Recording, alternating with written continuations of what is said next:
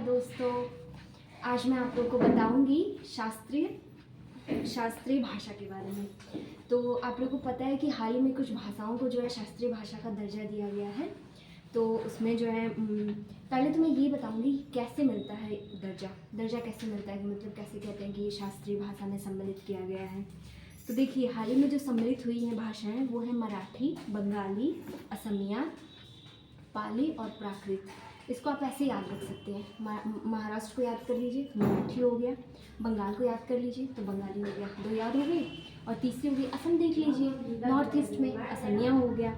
और उसके बाद देखिए पाली और प्राकृतिक।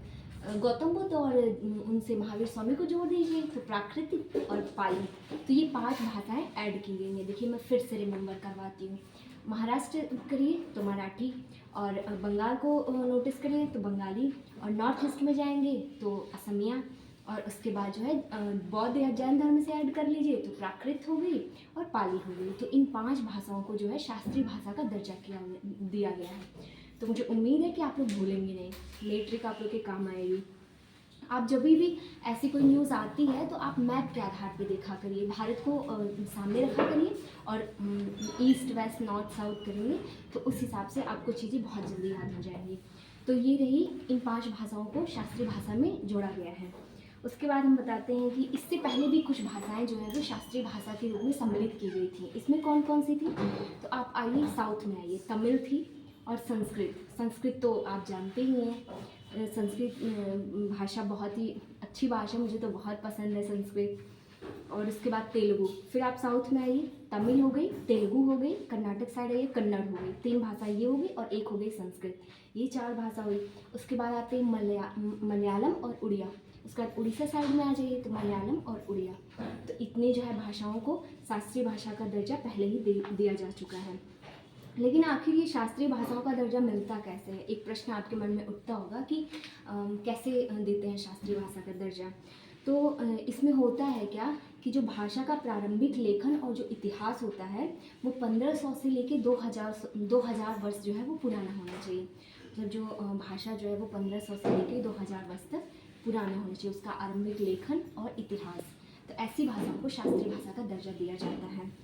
और भाषा की जो है साहित्यिक परंपरा होनी चाहिए, मौलिक रूप में होनी चाहिए, और उसे किसी दूसरे समूह से उधार न लिया गया हो। वो भाषा जो है वो खुद में ही नेचुरल हो, उसे किसी से उधार न लिया गया हो। तो ऐसी भाषा को जो है शास्त्रीय भाषा के दर्जे में शामिल किया जाता है।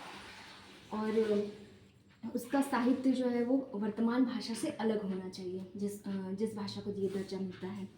अब ये सवाल उठेगा कि साहित्य भाषा का दर्जा मिलने से फ़ायदा क्या होता होगा? आखिर इन भाषाओं को शास्त्रीय भाषा में क्यों ऐड किया जाता है?